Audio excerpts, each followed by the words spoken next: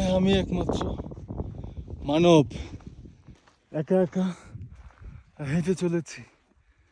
চতুর্পাশে শুধু ন্যাড়া পাহাড় আর বরফ ঢাকা পাহাড়, সুউচ্চ শৃঙ্গ, এক একটাকে মনে হচ্ছে যেন হীরের টুকরা। আর আমি এই হীরক রাজ্যে একা একাই মানব হেঁটে চলেছি, চলতেই থাকি। সলো ট্রেকিংয়ে যেতে কোনো সমস্যা নাই, এটা আমি নির্দ্বিধায় বলতেছি। সলো ট্রেকিং যাওয়ার ক্ষেত্রে কোনো বাধা নাই, ইভেন নেপালি সরকারের পক্ষ থেকে কোনো বাধা নাই। ট্রেকিং করার জন্য যেই ট্র্যাকটা, এটাকে আপনি দেখলেই বুঝতে পারবেন যে এটা মানুষ চলাচলের রাস্তা। তো সুতরাং আপনার হারিয়ে যাওয়ার কোনো সুযোগ নাই। ম্যাপসমি অফলাইন নেভিগেশনের জন্য খুবই কার্যকর একটা অ্যাপস। এটা দিয়ে আপনি সুন্দর একদম আপনার পিন পয়েন্ট লোকেশন আপনাকে দেখাই দিবে ম্যাপসমি। তো এই তিনটা জিনিস, একটা হলো আপনার ম্যাপসমি থাকতে হবে, ভাষা সম্পর্কে একটা ধারণা থাকতে হবে, আর কমিউনিকেশনের জন্য মানুষের সাথে কথা বলার জন্য আপনার নিজের থেকেই উদ্গ্রীবী হতে হবে। তাহলে দেখবেন যে আপনি সলো ট্রেকিংয়ে কোনো সমস্যা নেই। আল্লাহ পাক যে পৃথিবীতে তার নিদর্শন তৈরি করে রেখেছেন, সেটা না দেখলে বোঝা যাবে না। এবং আপনি বৈচিত্র্য, আপনার যেই মনের ভিতরে যে আনন্দ অনুপ্রেরণা তৈরি করবে, এটা আসলে লাইফ টাইম এক্সপিরিয়েন্স হয়ে থাকবে। যে কোনো বয়সের লোকই আসলে এই ট্রিপটা করতে পারবে, কিন্তু মূল বিষয়টা হচ্ছে যে আপনার মানসিক শক্তি। আসসালামু আলাইকুম। এভারেস্ট পৃথিবীর সর্বোচ্চ পর্বতশৃঙ্গ, কার না স্বপ্ন এভারেস্টের বেস ক্যাম্প ছুঁয়ে দেখার।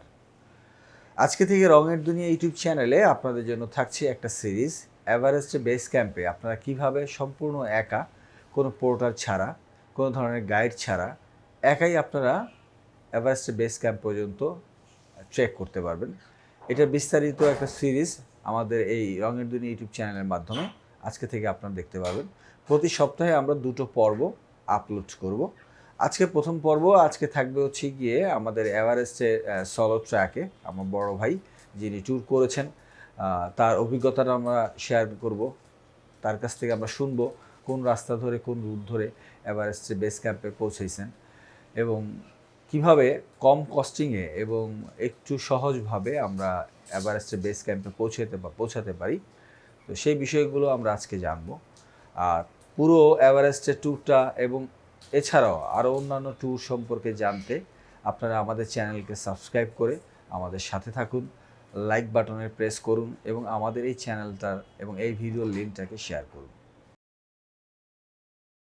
কেমন আছেন? আছি আলহামদুলিল্লাহ। জি, আপনাদের দোয়ায় আছি আলহামদুলিল্লাহ, ভালো আছি। একটা লম্বা ট্যুর করে আসলেন, এবিসি ট্র্যাক, একটা স্বপ্ন, একটা ভালোবাসা। তো আপনার একটা স্বপ্ন ছিল অনেক দিনের, তো সেই স্বপ্ন ইনশাল্লাহ পূরণ করে আপনি আমাদের কাছে ফিরে এসেছেন। তো সলো ট্র্যাক, আপনি তো সলো একটা ট্র্যাক করলেন, একদম একাই আপনি এভারেস্টের বেস ক্যাম্প পর্যন্ত ট্যুর করে চলে আসলেন। তো এই সলো ট্র্যাকটা সম্পর্কে সংক্ষিপ্ত আকারে প্রথম দিকে আমাদেরকে একটু শোনান, দেন আমরা আবার ডিটেলস আলোচনা করব। জি, ধন্যবাদ। আসলে ইবিসি, হিমালয়, মাউন্ট এভারেস্ট, এটা পৃথিবীর সর্বোচ্চ পর্বতশৃঙ্গ। আমাদের সকলেরই এটার একটা আকাঙ্ক্ষার বিষয় থাকে যে আমরা এখানে দেখতে যাব, মাউন্ট এভারেস্ট ভ্রমণ করব, এরকম একটা আকাঙ্ক্ষা অনেক দিন ধরেই ছিল, কিন্তু সময় সুযোগ হয়ে ওঠে নাই, যার কারণে অনেক দেরি হয়ে গেছে। তো গত এই মাসে জুন মাসের 1 তারিখে হঠাৎ করে আমার একটা সুযোগ চলে আসে। আমি সেই সুযোগের সদ্ব্যবহার করে আমি প্রথম ভারতে যাই বাই ল্যান্ড বর্ডার দিয়ে। তো বাংলাদেশে বুড়িমারি বর্ডার, ইন্ডিয়ার চ্যাংরাবান্ধা বর্ডার অতিক্রম করে ভারতে প্রবেশ করে শিলিগুড়ি হয়ে, তারপরে কাকরভিটা বর্ডার, ইন্ডিয়ার কাকরভিটার হয়ে ইন্ডিয়ার পানির ট্যাঙ্কি বর্ডার দিয়ে নেপালে কাকরভিটায় প্রবেশ করি। কাকরভিটায় যাওয়ার পরে প্রথমেই একটা প্রতিবন্ধকতার শিকার হলাম যে ওখানে যেয়ে দেখি কাকরভিটার থেকে কাঠমান্ডু বাস চলাচল বন্ধ, ওদের দেশে স্ট্রাইক চলছে। তো এখন একটু অনিশ্চয়তার মধ্যে পড়ে যাই। তারপরে এক রাত্র কাকরভিটা হোটেলে অবস্থান করি। সেখানে অবস্থান করার পরে তো আলহামদুলিল্লাহ পরের দিন দেখি স্ট্রাইক উইথড্র হয়ে গেছে। তো পরের দিন একটা বাসে, 2টা দিন বিকাল 2:30টার দিকে বাসে উঠে পরের দিন সকাল 10টায়, অলমোস্ট 10 ঘন্টা, এদিকে হলো 6 ঘন্টা, প্রায় 18 ঘন্টা জার্নি শেষ করে আমরা কাঠমান্ডু পৌঁছাই। কাঠমান্ডু পৌঁছানোর পরে ওখানে এক রাত্র অবস্থান করি, করে পরের দিন ভোরে বাসে কাঠমান্ডু থেকে এই সাল্লেরি আরেকটা ছোট হিমালয়ের বুকে একটা ছোট টাউন, সেখানে যে ডিস্ট্রিক্ট টাউন, সেখানে এক রাত্র অবস্থান করি। সাল্লেরিতে এক রাত্র অবস্থান করার পরের দিন পরে আবার সেই ভোরবেলা আমরা সুরকে উদ্দেশ্যে যাত্রা করি। সেখানে আমরা একটা জিপে করে সুরকে পৌঁছাই। সেখানেও আমাদের প্রায় 16-17 ঘন্টা লেগেছে। তো সেটা পুরাটাই অফ রোড জার্নি, কোনো রাস্তা ছিল না। কাঠমান্ডু থেকে সাল্লেরি পর্যন্ত পিচ ঢালা রাস্তা, পাহাড়ের উপরে আঁকাবাঁকা রাস্তা, মেঘের ভিতর দিয়ে অনেক মনোরম জার্নি। কিন্তু সেই জার্নিটা আসলে ভয়ঙ্কর হলেও কিন্তু খুবই মনোমুগ্ধকর। কিন্তু সাল্লেরি থেকে সুরকে যাওয়ার এই পথটা খুবই দুর্গম এবং পুরোটাই অফরোড ট্র্যাক। তো জিপ গাড়ি খুবই দুর্গম পার্বত্য অঞ্চলের ভিতর দিয়ে জীবনের ঝুঁকি নিয়ে আমরা রাত 10টা বাজে যেয়ে সুরকে যেয়ে পৌঁছাই। তো রাত্রেবেলা আমরা একটা লজে আমরা রাত্রি যাপন করি, করে পরের দিন থেকে আমাদের মূলত হিমালয় বেস ক্যাম্পের এই যে ট্রেকিংটা শুরু, সুরকে থেকে শুরু। এখানে একটা কথা বলে রাখা দরকার, সাধারণত যারা ট্রেকার তারা অধিকাংশ ট্রেকাররাই কাঠমান্ডু থেকে বাই এয়ারে লুকলা এয়ারপোর্টে পৌঁছান, তারপর লুকলার থেকে তাদের ট্রেকিংটা শুরু হয়। আমাদের লুকলা আর সুরকের মধ্যে ডিস্টেন্সটা হচ্ছে 1.5 ঘন্টার মতো, 2 ঘন্টার মতো, 1.5 থেকে 2 ঘন্টার মতো ট্রেকিংয়ের ডিস্টেন্স। তো আমাদের সুরকে যারা আমরা আসবো, সুরকের থেকে আসলে লুকলা যাওয়ার দরকার হবে না, সরাসরি সুরকের থেকে একটা বাইপাস হয়ে আমরা পাকদিনে যেয়ে পৌঁছবো। আর ওদিক দিয়ে লুকলা থেকে যারা যাবে তারাও একই সেম একটু ভিন্ন রাস্তা দিয়ে ঢুকে পরে পাকদিন যেয়ে পৌঁছবে। তা আমরা সকাল 7টার সময় সুরকের থেকে আমাদের ট্রেকিং শুরু করি। ট্রেকিং করতে করতে করতে আমাদের প্রায় দুপুরের আগে আমরা পাকদিন পৌঁছাই। পাকদিন পৌঁছানোর পরে আমি তো একাই ছিলাম, আমার সাথে কোনো গাইড ছিল না, কোনো পোর্টার ছিল না। তো আমি একাই পাকদিন পৌঁছানোর পরে আমি আস্তে আস্তে আরও সামনের দিকে হাঁটা শুরু করি। হাঁটতে হাঁটতে হাঁটতে হাঁটতে আমি শেষ পর্যন্ত মঞ্জু নামক জায়গায় যেয়ে আমি নাইট স্টে করি। তখন বিকাল হয়ে যায়, সন্ধ্যা হয়ে যায়, ওখানে একটা লজে রাত্রি যাপন করি। মঞ্জুতে রাত্রি যাপন করার পরে পরের দিন মঞ্জু থেকেই আসলে ওখানে হিমালয় যে ওদের যেটা সাগরমাথা যেটা ন্যাশনাল পার্ক, সেটার পারমিশন নিতে হয়। বাংলাদেশি টাকায় 1500, বাংলাদেশি না নেপালি রুপিতে 1500 রুপি লাগবে হচ্ছে এটা পারমিশন নিতে। আর হচ্ছে কুম্বু যেটা, সেটার জন্য পারমিশন নিতে হয় 2000 নেপালি রুপি। এই মোট 3500 নেপালি রুপি দিয়ে 2টা পারমিশন নিতে হয়, সেখানে মঞ্জুর থেকে নিতে হয়। তো সেখানে আবার নেপালের আর্মি সেটাকে আবার বিভিন্ন জায়গায় চেক করে। তো মঞ্জুতে পারমিশন নেওয়ার পরে রাত্রি তো মঞ্জুতে ছিলাম, পরের দিন আবার হাঁটতে থাকি। হাঁটতে হাঁটতে হাঁটতে পাহাড়ের উপরে উঠে আমরা নামছে বাজার পৌঁছাই। আমি নামছে বাজার পৌঁছানোর পরে তখন বিকাল হয়ে যায়। তা আমি চিন্তা করলাম নামছে বাজার আর স্টে করবো না, আমরা সেখান থেকে আরও সামনের দিকে চলে গেলাম, যে সেখানে খুনজুমাতে যে রাত্রি যাপন করি। খুনজুমায় রাত্রি যাপন করার পরে পরের দিন আবার আমি যাত্রা শুরু করি। আমার ট্রেকিং শুরু হয়। ট্রেকিং শুরু হতে হতে হতে আমি ট্যাংবুচে পার হই।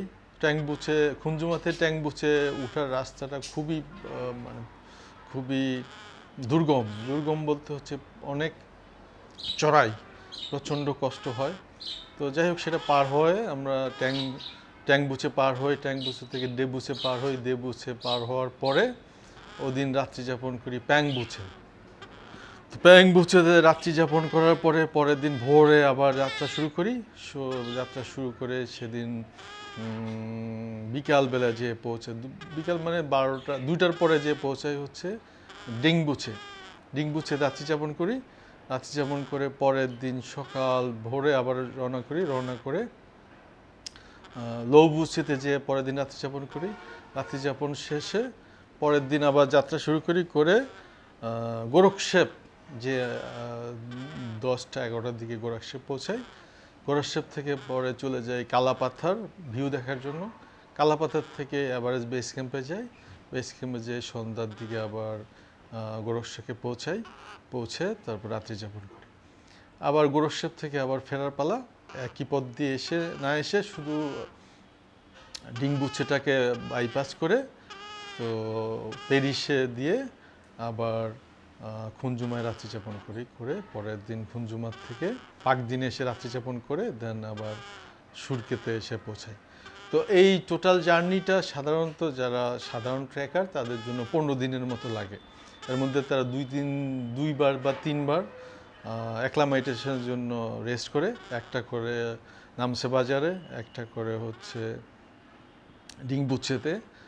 তো এই দুইটা আসলে আমার করতে হয় নাই, কারণ আলহামদুলিল্লাহ আমার বডি ফিটনেস এবং আমার মানসিক ইয়ার জন্য আমি এটাকে অ্যাক্লামাইটেশনটা অ্যাভয়েড করেই যেতে পেরেছি আর কি। তো আলহামদুলিল্লাহ আসলে এইটা একটা অসাধারণ এক্সপিরিয়েন্স, লাইফ টাইম এক্সপিরিয়েন্স বলবো। এটা আমার জীবনে অন্যতম সেরা একটা অ্যাডভেঞ্চার জার্নি। ধন্যবাদ ভাইয়া, আপনার কাছ থেকে আমরা সংক্ষিপ্ত আকারে শুনলাম। তো আমরা পরবর্তী সিরিজে এটার ডিটেলস ভিডিও আমরা দেখব, পুরো ট্যুরটা আমরা ধাপে ধাপে দেখব। তো ভাইয়া, আপনার এই ইন্টারভিউতে আমরা একটা জিনিস জানতে চাচ্ছি যে বাংলাদেশ থেকে যারা সলো ট্রাক বা দেখা গেছে টিমের মাধ্যমে যেতে চায়, তাদের সেক্ষেত্রে কী কী ডকুমেন্টস লাগবে বা তাদের ভিসা কী লাগতে পারে এবং তারা কোন কোন ওয়েতে গেলে তাদের জন্য সুবিধা হবে? আকাশপথে গেলে ভালো হবে নাকি বাই রোডে গেলে ভালো হবে? তো একটু ডিটেলসটা একটু যদি এই বিষয়গুলো যদি একটু আমাদের সাথে শেয়ার করতেন। জি, ধন্যবাদ। বাংলাদেশ থেকে নেপালে যেতে গেলে দুইভাবে যাওয়া যায়। একটা হলো আপনি সড়ক পথে যেতে পারেন, আর একটা হলো বাই এয়ারে যেতে পারেন। তো যারা সড়ক পথে যেতে চান তাদের জন্য আসলে ইন্ডিয়ার একটা ট্রানজিট ভিসা লাগবে। যারা ইন্ডিয়ার ট্রানজিট ভিসা ম্যানেজ করতে পারবেন তারাই শুধু সড়ক পথে যেতে পারবেন। সড়ক পথে দেওয়ার জন্য যে কোনো বর্ডার দিয়ে ইন্ডিয়ায় ঢুকবেন। তো সবচেয়ে কাছের বর্ডারটা হচ্ছে বাংলাদেশের জন্য হচ্ছে বুড়িমারি বর্ডার ক্রস করবেন, ওদিকে চ্যাংরাবান্ধা ইন্ডিয়াতে, চ্যাংরাবান্ধা দিয়ে শিলিগুড়ি যাবেন, শিলিগুড়ির থেকে পানির ট্যাঙ্কি এই জায়গায় পৌঁছবেন। সেখানে নকশালবাড়ি, যেটা নকশাল আন্দোলন, ওটার পাশ দিয়ে নকশাল আন্দোলনের যে সুতিকাগার, সেই নকশালবাড়ির পাশ দিয়ে যেয়ে আপনি পানির ট্যাঙ্কি পৌঁছবেন ইন্ডিয়ার বর্ডার সাইড। তো পানির ট্যাঙ্কির থেকে আপনি কাকরভিটা যে নেপাল, সেই নেপালের ছোট্ট একটা শহর, সেখানে পৌঁছবেন। তো এই পথ দিয়ে যেতে গেলে আপনার ইন্ডিয়ার ভিসা লাগবে, ট্রানজিট ভিসা লাগবে, তো অথবা আপনার ওয়ান ওয়ে ভিসা লাগবে। আর কাকরভিটার থেকে আপনি বাসে করে সরাসরি কাঠমান্ডু পৌঁছতে পারবেন। সেটা সারা রাত বাসে করে যে রাত সকাল পরের দিন ভোরে আপনি পৌঁছবেন হচ্ছে কাঠমান্ডু। আর আরেকটা সবচেয়ে সহজ পথ হচ্ছে বাংলাদেশ থেকে অন অ্যারাইভাল ভিসা পাওয়া যাবে নেপালে। সেটা যেদিক দিয়ে যান, বাই রোডে যান আর এয়ারে যান। তো এয়ারে যেতে গেলে ঢাকা এয়ারপোর্ট থেকে আপনার বিমানে করে কাঠমান্ডু পৌঁছবেন। কাঠমান্ডু পৌঁছলে সেখানে কেন আসছেন ট্যুরিস্ট ভিসা হিসাবে, তখন ডকুমেন্ট যেটা আপনার রিটার্ন টিকিট দেখালে তারা আপনাকে অন অ্যারাইভাল ভিসা দিয়ে দিবে। অন অ্যারাইভাল ভিসার মাধ্যমে আপনি কাঠমান্ডু নেপালে পৌঁছবেন। তো খুব জটিলতার কিছু নাই, যেহেতু SAARC country, Bangladesh Nepal SAARC country, তা আমাদের জন্য বাংলাদেশি পাসপোর্ট হোল্ডারদের জন্য নেপালে অন অ্যারাইভাল ভিসার ব্যবস্থা আছে। সেটা বাই ল্যান্ড বর্ডার দিয়েও আপনি অন অ্যারাইভাল ভিসা পাবেন, আর হচ্ছে যদি এয়ারে যেতে চান সেখানেও আপনি অন অ্যারাইভাল ভিসার সুবিধা পাবেন। তো যাওয়াটা খুব বেশি সহজ, মানে জটিল কিছু নাই। তো প্লেনে যেতে গেলে আপনাকে আপ ডাউন রিটার্ন টিকিট সহ প্রায় এটা ডিপেন্ড করে বিভিন্ন সিজন, পিক অফ পিক এবং কত আগে আপনি টিকিট কাটবেন।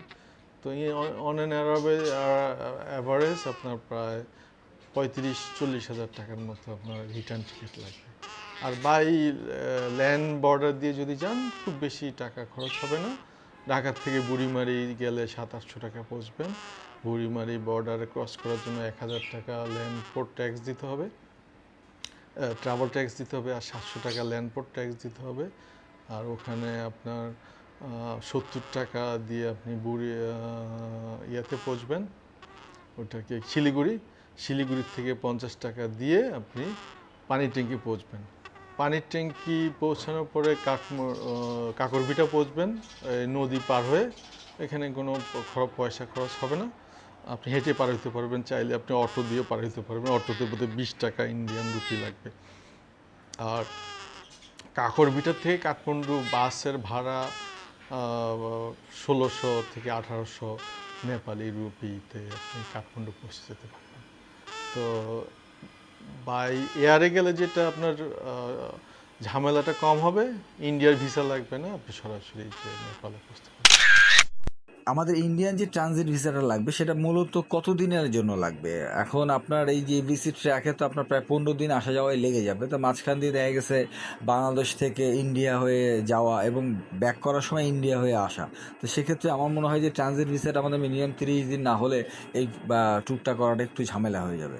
ট্রানজিট ভিসা আসলে দরকার হবে যদি আবার আপনি নেপাল হয়ে ইন্ডিয়াতে ঢুকেন। আপনার যদি বাই রোডে যান, আসার সময় অবশ্যই এয়ারে চলে আসবেন, তাহলে আপনার পয়সা খুব বেশি খরচ হবে না এবং আপনি রিল্যাক্স করতে চাইবে। এত প্রায় 200 কিলোমিটার হাঁটা, আমি সুরকে থেকে বেস ক্যাম্প পর্যন্ত দেখলাম যে 100 কিলোমিটারের উপরে। তো এই 100 কিলোমিটার আপনি ননস্টপ হাঁটবেন মানে এটা তো সমতলে হাঁটা না, এটা তো আপনি চড়াই উঠবেন।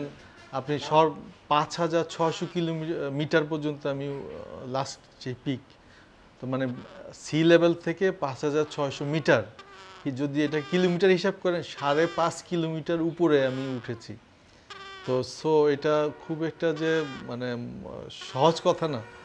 তো এই জন্য আপনাকে আসার পথে আপনি একটু রিল্যাক্স করতে চাইবেন, আপনি কাঠমান্ডু থেকে ঢাকায় চলে আসবেন। এক্ষেত্রে ওয়ান ওয়ে ইন্ডিয়ান ভিসা হইলেও আপনি যেতে পারবেন।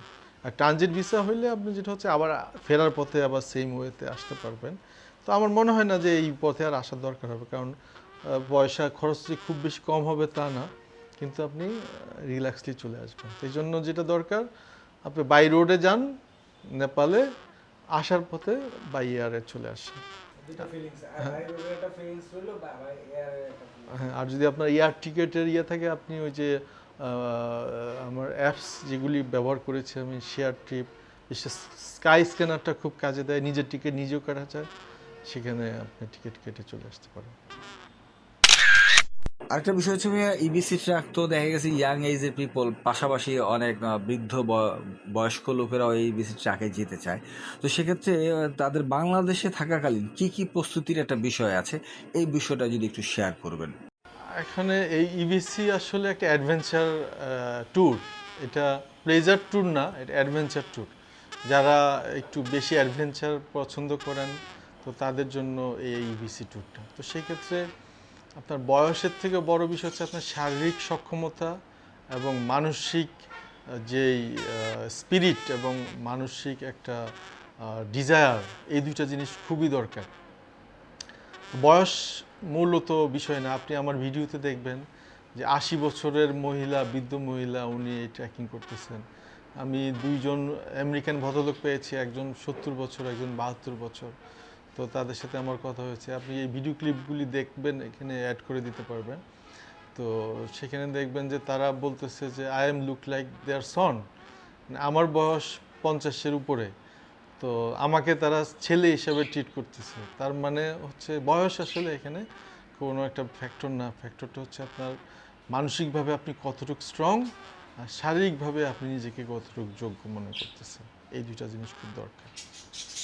সেক্ষেত্রে যেটা হচ্ছে যে স্ট্যামিনা, এভারেস্ট হয়ে যাওয়ার জন্য তো অনেক কিছুতে উঠতে হয়। সেক্ষেত্রে মানে হাঁটারও একটা বিষয় আছে, যেহেতু আমরা ট্র্যাক করি। তো সেক্ষেত্রে দেশে যাওয়ার আগে মানে 1-1.5 মাস আগে থেকে তাদেরকে হাঁটা চলার ডেইলি কত, অবশ্যই আপনার একটা প্র্যাকটিস থাকতে হবে। আপনি হঠাৎ করে যেহেতু আপনি সাগরে বা নদীতে সাঁতরাতে পারবেন না, তার আগে পুকুরে সাঁতরাতে হবে, খালে সাঁতরাতে হবে। ঠিক একইভাবে আপনার প্রতিদিন হাঁটার একটা অভ্যাস থাকতে হবে এবং মেডিটেশনের মাধ্যমে নিজের উপরে, যেহেতু অক্সিজেন লেভেল কম, যত অক্সিজেন লেভেল কম থাকবে তত শ্বাস নিতে কষ্ট হবে। এই জন্য মেডিটেশনের মাধ্যমে আপনার লাঞ্চ এটাকে একটু এক্সপানশনের ব্যবস্থা করতে হবে, যাতে কম অক্সিজেনেও লাঞ্চ সঠিকভাবে কাজ করে। এই জন্য প্রতিনিয়ত এটা 1-1.5 মাস একটা ব্যায়াম এবং একটু কষ্টকর পরিশ্রমের মধ্যে নিজেকে একটা ফিটনেসটাকে বাড়াতে হবে। ভাইয়া, এবিসি ট্রাক তো সহজ কথা না, এখানে আমাদের অনেক উচ্চতায় উঠতে হবে। তো সেক্ষেত্রে আমাদের মানে পোশাক, কী ধরনের পোশাক আমরা নিতে হবে এবং খাবার কী ধরনের নিতে হবে, আমাদের ব্যাকপ্যাকটা কেমন ওজনের হতে হবে, এই বিষয়টা একটু শেয়ার করবেন। আচ্ছা, এখন বেস ক্যাম্পে যারা যায় সাধারণত সলো ট্রেকিং খুব কম লোকই যায়, তো যেতে বাধা নাই। না যাওয়া, সোলো ট্রেকিংয়ে না যাওয়ার মূল কারণটা হচ্ছে অজানা জিনিস। অনেকে মনে করে হারিয়ে যাবে, অনেকে মনে করে যে দুর্গম জায়গা, মানে কোনো লোকেশন ট্র্যাক আউট করা যাবে না। এই জন্য বেশিরভাগ মানুষই একজন গাইড সাথে নেয়, আর মালামাল ক্যারির জন্য একটা পোর্টার সাথে নেয়। তো একটা গাইড যদি আপনি নেন, আপনি যতদিন থাকবেন তার প্রতিদিন আপনাকে প্রায় 3,000 টাকা নেপালি রুপি করে তাকে দিতে হবে। পোর্টারের ক্ষেত্রে তাই প্রায় 2,500 টাকা তাকে প্রতিদিন দিতে হবে। তার মানে আপনার প্রতিদিন প্রায় 5-6 হাজার টাকা খরচ হবে হচ্ছে এই গাইড এবং পোর্টারের জন্য। তো সলো ট্রেকিংয়ে যেতে কোনো সমস্যা নাই, এটা আমি নির্দ্বিধায় বলতেছি। সলো ট্রেকিং যাওয়ার ক্ষেত্রে কোনো বাধা নাই, ইভেন নেপালি সরকারের পক্ষ থেকে কোনো বাধা নাই। তো এখন কেন মানুষ সলো ট্রেকিংয়ে যেতে চায় না? প্রথম কথা হচ্ছে অজানা জায়গা, মনে করে হারিয়ে যাবে, মনে করে যে পথ কীভাবে খুঁজে পাবে। তো এই জন্য আমার অভিজ্ঞতায় আমি যেটা দেখেছি, আপনি সেখানে সেই দুর্গম থেকে দুর্গমতর জায়গায়ও আপনি মানুষ পাবেন। বিশেষ করে যারা পোর্টার, যারা শেরপা, যারা মালামাল পরিবহন করে, ওখানে তো গাড়িতে মালামাল পরিবহন করে না, সেখানে পোর্টারের মাধ্যমে মালামাল পরিবহন করে, শেরপাটা পরিবহন করে, আপনি শেরপা পেয়েই যাবেন। আপনি আধা ঘন্টা, 15 মিনিট, 20 মিনিট পর পরে কাউকে পাবেন।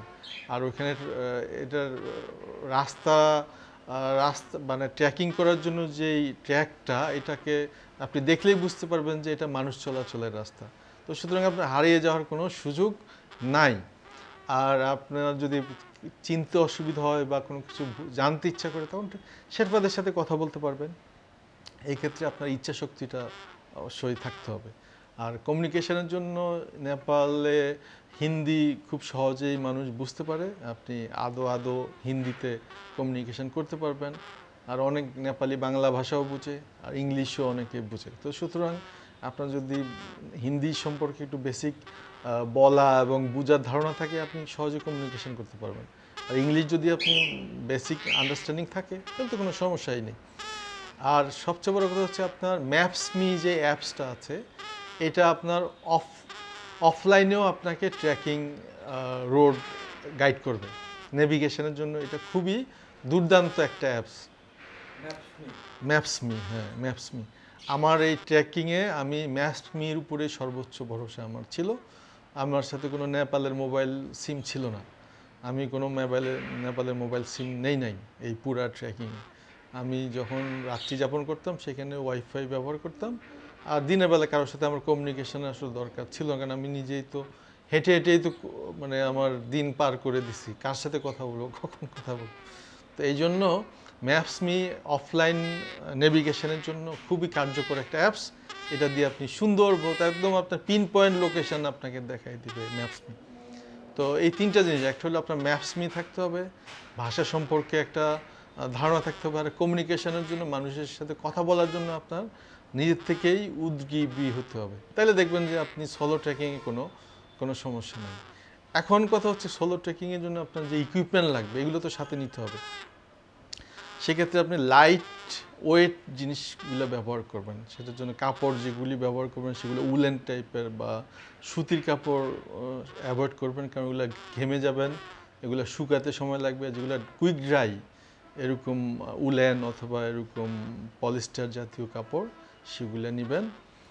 আর হচ্ছে একটা 50-60 লিটারের একটা ওয়েট ক্যারি করতে পারে এবং একটা ব্যাকপ্যাক নেবেন। তো সেইখানে আপনি কিছু ড্রাই ফ্রুট নেবেন, আর এই যে যত সম্ভব আপনি লাইট ওয়েট জামা কাপড় সাথে নেবেন। আর বেশি জিনিস আসলে ক্যারি করার প্রয়োজন নাই। আপনি তো সেখানে আসলে প্লেজার করতে যাচ্ছেন না, আপনি সেখানে অ্যাডভেঞ্চার করতে যাচ্ছেন। তো সুতরাং আপনার এখানে গ্ল্যামারাস পোশাক আদির চাইতে প্রয়োজনীয় সংখ্যক খুব কম সংখ্যকই নেবেন। আর শীতের প্রোটেকশানের জন্য কিছু উপরের দিকে যাবেন তখন সেখানে ঠান্ডা, প্রচণ্ড ঠান্ডা থাকবে। তো যেগুলো লাইট ওয়েট সোয়েটার বা জ্যাকেট থাকে সেগুলো নেবেন। আর অনেক জ্যাকেট আছে যেগুলো রেইন প্রুফ, রেইন প্রোটেকশন দেয়, এরকম একটা রেইন কোটের মতো, যেটা সোয়েটার জ্যাকেটেরও কাজ করবে, রেইন প্রোটেকশনও থাকে, এরকম কিছু সাথে নেই। কম সংখ্যক জিনিসপত্র নিলেই ভালো। আপনার পোর্টার যদি না নেন তাহলে আপনি নিজে ক্যারি করতে হবে। আর যদি পোর্টার থাকে তাহলে আপনি পোর্টার আপনার মালামাল ক্যারি করবে, আপনি নিজের মতো করে হেঁটে। আর একটা বিষয় হচ্ছে যেটা আমরা জানি যে ওখানে আপনার খাবারের দামটা অনেক বেশি, প্লাস হচ্ছে যে আপনি যে সাথে ডিভাইস নেবেন সেটা চার্জের বিষয়ে আপনি কি পদ্ধতি অবলম্বন করেছিলেন, সেখানে চার্জের কস্টিংও অনেক বেশি সেটা আমরা জানতে পেরেছিলাম। তো এটা একটা ভালো পয়েন্ট বলেছেন, কারণ হচ্ছে ওইখানে মঞ্জুর পরে যত মঞ্জু এবং নামসে বাজারে পরে আসলে আর ইলেকট্রিসিটি কানেকশন নাই, সেখানে সোলার কানেকশানে সব কিছু চলে। তো যখন আপনি চার্জ দিতে যাবেন, যে রেস্ট হাউসে বা গেস্ট হাউসে থাকবেন, লজে থাকবেন, ওরা চার্জের জন্য আপনার পার আওয়ার ব্যাটারি চার্জের জন্য 500 টাকা করে বা 300 টাকা করে চার্জ করবে। এক্ষেত্রে আপনার প্রতি ডিভাইসের জন্য যদি আপনার 300 টাকা করে দিতে হয় পার আওয়ার চার্জের জন্য, আপনার মোবাইল কয় ঘন্টায় চার্জ হবে আমি জানি না, যদি 1 ঘন্টার বেশি থাকে তাহলে আবার চার্জ দিতে হবে। তো এই ক্ষেত্রে যেটা সবচেয়ে এফেক্টিভ আমার জন্য হয়েছে, আমি একটা পোর্টেবল সোলার চার্জার সাথে নিয়েছিলাম। আমি সারাদিন হাঁটতাম আর এটা আমার পিঠে ঝুলিয়ে রাখতাম। ওই সোলার চার্জারটা দিয়ে অটোমেটিকলি আমার যেটা পাওয়ার ব্যাংক চার্জ হতে থাকতো, আমি হাঁটতে থাকতাম, চার্জ হতে থাকতো, এবং রাত্রেবেলা তখন আমি রাত্রেবেলা সোলার কাজ করে না, তখন আমি আমার যেগুলো ডিভাইস সেগুলি ওখান থেকে চার্জ দিতাম। এতে আমার অনেক সাশ্রয় হয়েছে। তো এইটা একটা কার্যকরী, একটা এফেক্টিভ ওয়ে। আপনারা একটা পোর্টেবল সোলার চার্জার সাথে নিয়ে যাবেন। এটা খুব বেশি দাম না, কিন্তু এটা অনেক কাজে দেয় এবং খুব একটা নিজের মধ্যে একটা অন্যরকম একটা অনুভূতি তৈরি করে। কারণ আপনি হাঁটতেছেন, এটার জন্য কোনো পেইন নাই, এটা খুব লাইট, আপনি ব্যাকপ্যাকে বেঁধে রাখলেন আর হাঁটতে থাকলেন, চার্জ হতে থাকতেছে। আপনার ভিতরে অন্যরকম একটা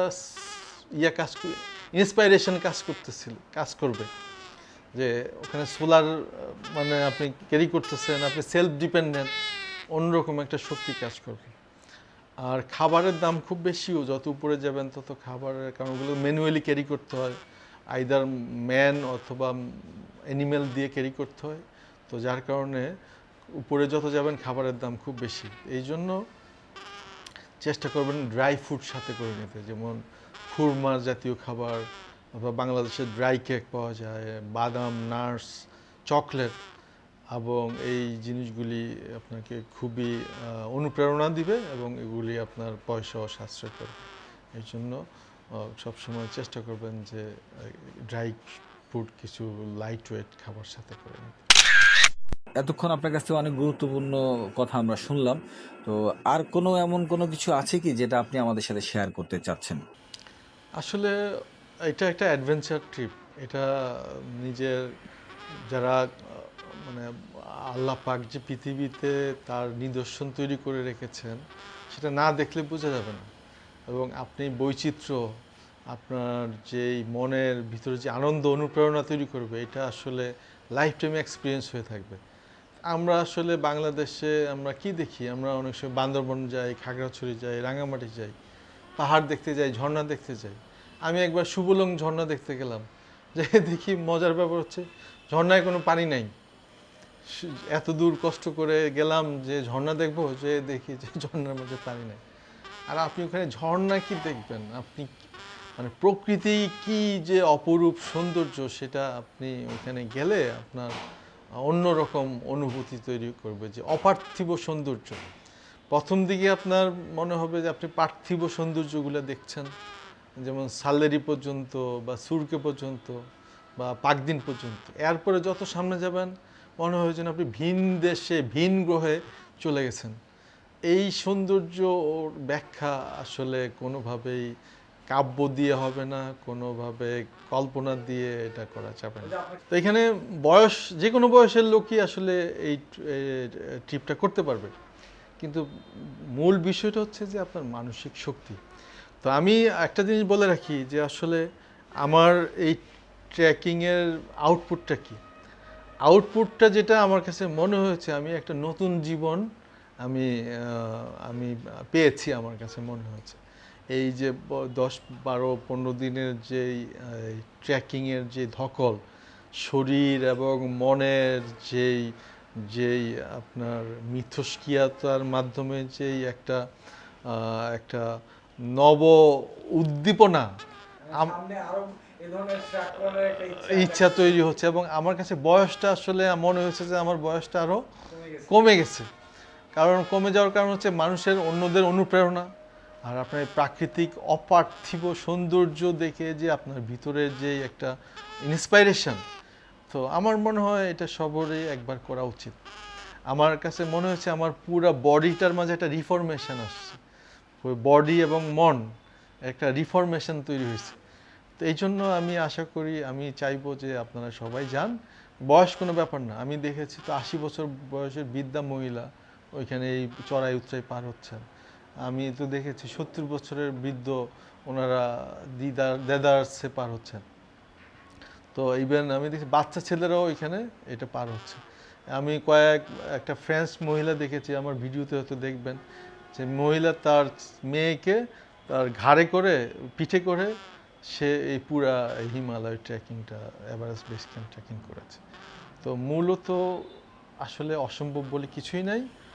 একটা জিনিস দরকার, সেটা হচ্ছে আপনার স্ট্রং ডিজায়ার, আপনার মনের শক্তি, শারীরিক সক্ষমতা এটা বাড়ানো যায়। তো মনের শক্তি থাকলে আসলে সবই করা যায়। তো এই জন্য আপনার উপকারের যে দিকটা আমি দেখেছি, যে আমার ভিতরে একটা নতুন ইন্সপাইরেশন এই বয়সে, আমার 50 পার হয়েছে। তো আমার বয়সে অনেকেই দেখি যে তারা নিজেদেরকে বৃদ্ধ ভাবা শুরু করেছে। তো আমি ওখানে যে আমার কাছে মনে হচ্ছে আমি এখন 30 বছরের এই অনুপ্রেরণা আমি অনুভব করতেছি। তো সো এটাকে অবশ্যই নিজের কাজের ইন্সপাইরেশনের জন্য অনেক হেল্প করবে। আপনার মোটামুটি টোটাল কেমন কস্টিং খরচ হলো? এখন কস্টিংয়ের ব্যাপারটা হচ্ছে আপনার নিজের উপরে, আপনি নিজেকে কিভাবে অ্যাডজাস্ট করতে পারেন। যেমন আমি ড্রাই ফ্রুট সাথে ক্যারি করেছি, তাতে আমার খরচ কমে গিয়েছে।